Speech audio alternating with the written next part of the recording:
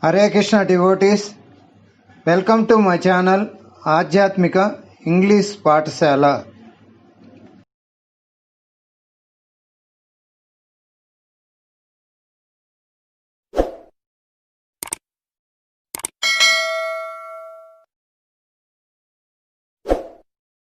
ओम अज्ञानतिमिरान्धस्य ज्ञानाञ्जनशलाकया चक्षुरुन्मीलितं येन तस्मै श्रीगुरवे नमः. Episode 8. Today's questions are 6 only. First question is, what is the subject matter discussed in Bhagavad Gita? This is very important. Everybody must know the answer for this. The Bhagavad Gita essentially deals with the following 5 topics. First one is Ishvara, God. Second, spirit soul, Jiva. Third, Prakriti, material nature. Fourth, Kala, time. Fifth one, Karma, activity. This is the answer for this, but we have to discuss some more. Ishvara, first one, the Supreme Lord. Jiva, the living entity. Prakriti, nature, eternal time, and karma, activity are all explained in the Bhagavad Gita. Out of these 5, the Lord, the living entities, material nature, and time are eternal, permanent. The manifestation of Prakriti may be temporary, but it is not false. Some philosophers say that the manifestation of material nature is false, mithya. But according to the philosophy of Bhagavad Gita, or according to the philosophy of the Vaishnavas, this is not so. The manifestation of the world is not accepted as mithya, false. It is accepted as real, but temporary. It is likened unto a cloud which moves across the sky, or the coming of the rainy season which nourishes grains. As soon as the rainy season is over, and as soon as the cloud goes away, all the crops which were nourished by the rain dry up. Similarly, this material manifestation takes place at a certain interval, stays for a while, and then disappears. Such are the workings of the Prakriti. But this cycle is working eternally. Therefore, Prakriti is eternal. It is not false. The Lord refers to this as my Prakriti.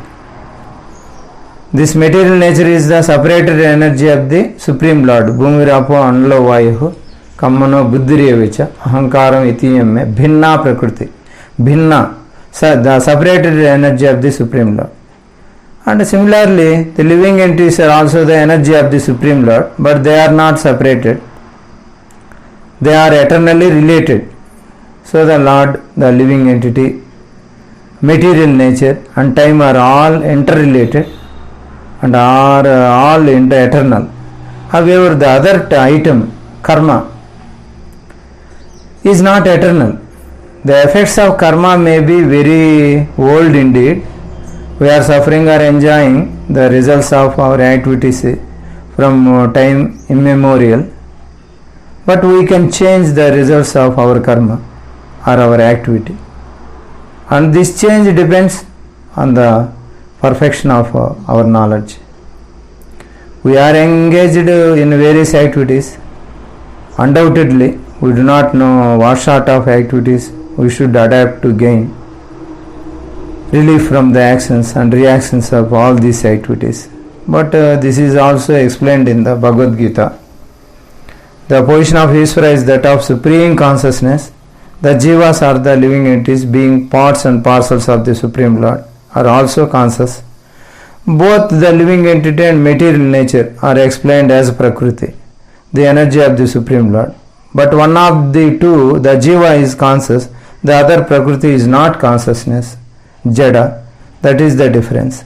Therefore, the Jiva Prakriti is called superior because the Jiva has consciousness which is similar to the Lord's. The Lord's is supreme consciousness However, one should not claim that the jiva, the living entity, is also supremely consciousness.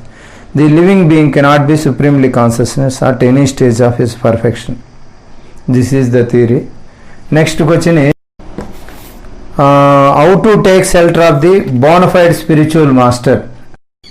How to take the shelter of the bona fide spiritual master. Tadvidhi pranipatena pariprasnena sevaya.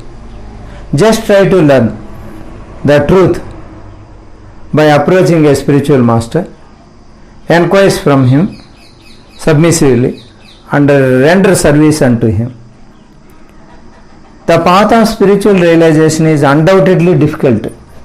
The Lord therefore advises us to approach a bona fide spiritual master in the line of disciplic succession, Guru Shishya Parampara, from the Lord himself. No one can be a bona fide spiritual master without following the principle of disciplic succession. The Lord is the original spiritual master, and a person in the disciplic succession can convey the message of the Lord as it is to his disciple. No one can be spiritually realized by manufacturing his own process, as is the fashion of the foolish pretenders. The Bhagavatam says, Dharmastu Sakshat Bhagavat Pranita. The path of religion is directly enunciated by the Lord. Therefore, mental speculation or dry arguments cannot help one progress in spiritual life. One has to approach a bona fide spiritual master to receive the knowledge. Such a spiritual master, like a mental menial servant without false prestige. Satisfaction of the self-realized spiritual master is the secret of advancement in spiritual life. Enquiries and submission constitute the proper combination of spiritual understanding. Unless there is submission and service, enquiries from the learned spiritual master will not be effective. One must be able to pass the test of the spiritual master, and when he sees the genuine desire of the disciple, he automatically blesses the disciples with genuine spiritual understanding. In this way, both blind following and observed enquiries are condemned.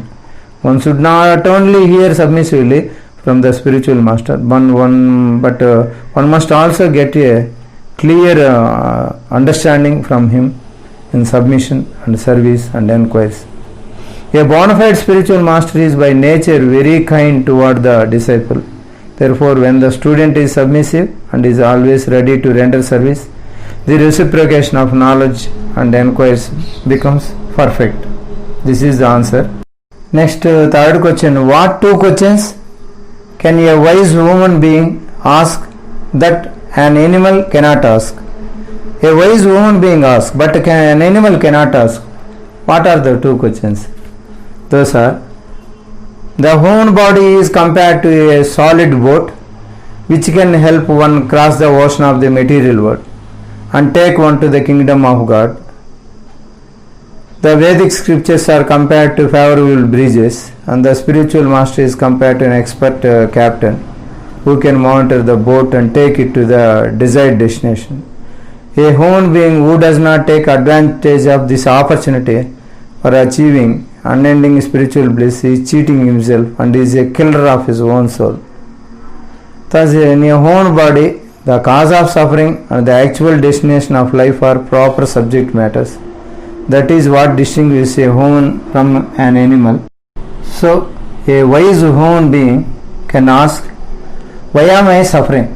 This is first question. Second question, what is my actual destination? These two questions can a wise human being ask that an animal cannot ask. Next, the fifth question, when will be the living entity's life become inauspicious?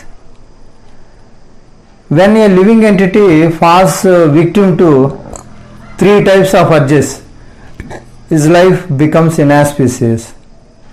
What are those urges? Three kinds of urges. One, the urge to speak. Second, the urge of the demand. Third one, the urge of the demands of the body. These three. Next, last question. what is our mood first in devotional service? The mood first in devotional service, first we think we are das, dasan like that, then dasan das, then we are das, then we are Prabhu, and then we want to compete with Mahaprabhu. This is the short answer for this question. We can elaborate more and more in Tavakadamrutam Tapta Jivana. See those videos, then you can understand better. I stop this episode here. Srila Guru Maharaj ki jai, Srila Prabhupada